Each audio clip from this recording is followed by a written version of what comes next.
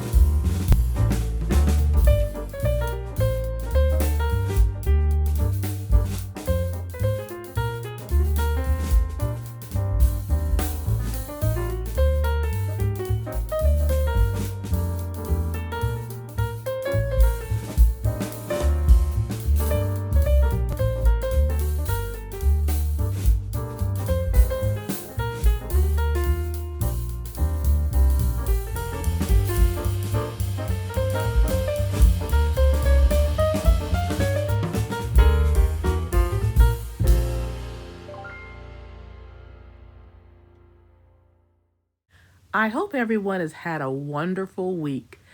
This week in Me Inc., we're going to discuss a retirement budget. So, to do that, we're going to use the retirement budget for Douglas and Veronica. If you remember, Veronica retired from the military September 2005, and Douglas retired from his civil service job in March of 2020. So, they're actually doing their business full time.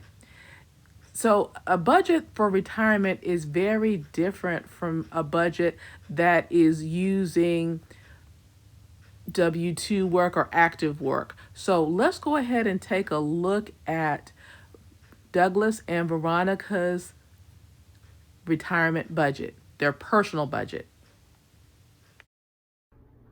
When we're looking at Douglas and Veronica's retirement budget, we're going to go back and review their pre-retirement goals, take a look at their personal net worth.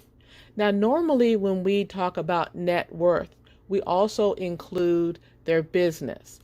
But for the sake of simplicity and relatability, I'm only going to address the net worth that deals with them personally. Then we'll look at their current personal expenses, any inflation concerns that they have, and their way forward.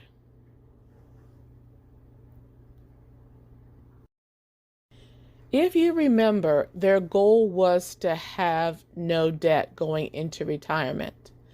They wanted to have a 10-year emergency fund and to receive passive income so that they did not want to work outside of their business. They only wanted to have passive income that would take care of their personal expenses. And of course, they wanted generational wealth. Okay, now we're going to go ahead and look at their personal net worth. So we'll start with their liabilities. Their liabilities is a property they purchased before they retired.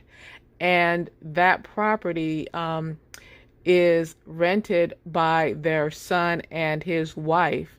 So because it's their responsibility, I have it listed as a liability. Now we'll take a look at their assets, and their assets include their 2 properties, the thrift savings plans, the amount of money they have in their certificates of deposit and money market, and of course the replacement costs of their furnishings and vehicles. And I will tell you, I was very conservative with this amount. So just so you understand, I did not include their term life insurance policies. And one of the reasons is because they both have it paid, or their term is when they turn 60.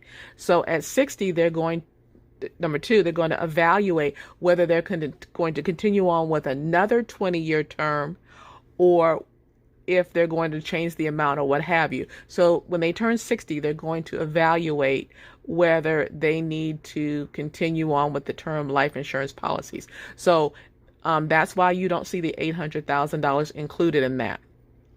Of course, with the vehicles and the furnishings, those do depreciate, and the properties that they have are right now appreciating. So that's a good thing. So what we have with that computation is their personal net worth of $1.7 million. So if we use the computation from the millionaire next door, their gross income is $120,000.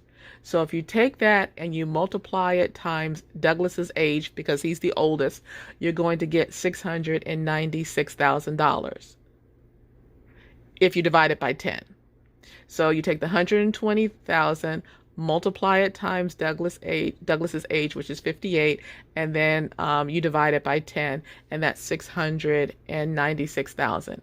So based on that, we can see that Douglas and Veronica are well ahead of where they need to be. So let's take a look at their monthly budget.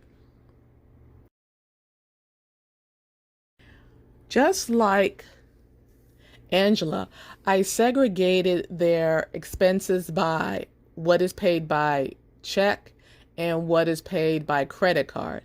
So their monthly income, which is their net income, is $6,700. Again, because Veronica has not received her retirement pay, I'm not including that. So that's the reason why it's that amount. So their utilities, of course, is paid by check. They have a homeowners association, and if you include the landscape, that's $160. And of course, their life insurance is also paid annually, and that's how much they would pay. And they pay these by check. So we have the expenses. The remainder are paid by credit card. So with the groceries and their automobile expenses, that's gasoline and repair costs, any maintenance that they have to do, the gifts and charities for their children, any health care, whether they go to the doctor and pay the copay. They only have, I think that only one person, Veronica, that's on any type of medication, and she's on it. I think she pays every quarter, and the good news is that she's working on her health to get off of that medication. And then any other miscellaneous. So what they've done is they set aside $3,000 for these expenses. which are pretty much variable. Now, I will tell you that as far as eating out or going on vacations, because they have a business, they've decided that anytime they go out to eat, whether it's with each other or with their family, with their children, that is going to be they're going to conduct business. So those are going to be that's why you don't see those expenses on there. Where they go on vacation or they go out to eat, they have decided that this is when they're going to conduct business. And of course, they are putting the remainder in the money market. And then once it gets to a certain level, they're going to open a new certificate of deposit. And every time they get a certificate of deposit that matures, they're going to go back in and reinvest it. So this is a snapshot of their monthly expenses. Again, along with Angela, inflation also affects retirees. Now, the main difference, and this I'm not including their business, is that Douglas and Veronica's income is pretty much fixed, especially for the expenses that their personal expenses. They're using their retirement income, and that's pretty much fixed. It does go up, but slightly.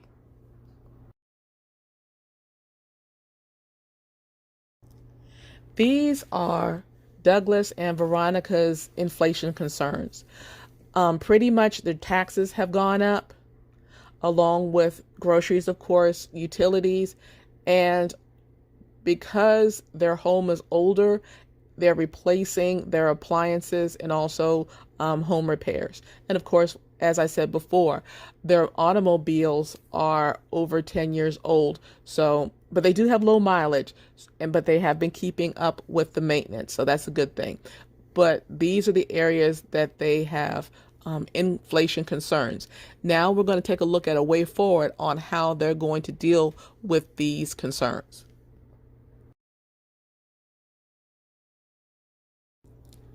For the taxes, they're going to make sure that their tax planning is up to date and making sure that they are taking advantage of the things that are to their benefit. Now that they're getting older and they are basically 1099, they are looking at retiree-friendly places to live. So they're not opposed to moving.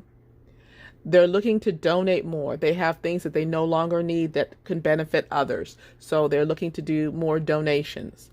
They're doing meal planning. They're doing it not only for combating the inflation of the groceries, but they're also doing it for health reasons. They're maximizing their discounts. Of course, they're not 60 yet. So where they live, a lot of public transportation is free. A lot of other things are heavily discounted. So between the military and their age, they always look to maximize their discounts. Another thing is that they're streamlining their personal trips, whether it be to the grocery store, to the cleaners, or to the car wash. They're always making sure that when they take the trips, that they're streamlining it. They're not trying to use more gas than they should. So this is their way forward as of right now.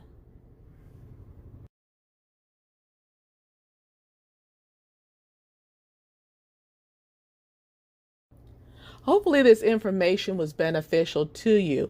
I know that we talked about budgeting and what we're doing in 2022, but we also need to take a look at, for those that are retired, like Douglas and Veronica, they have a different set of issues when dealing with inflation and making sure that they're adjusting their budget accordingly. There's additional information below in the description because Douglas and Veronica are not of age to receive Medicare. Of course, things change every year. So I did leave information in the description below. Have a great weekend, and I will talk to you soon.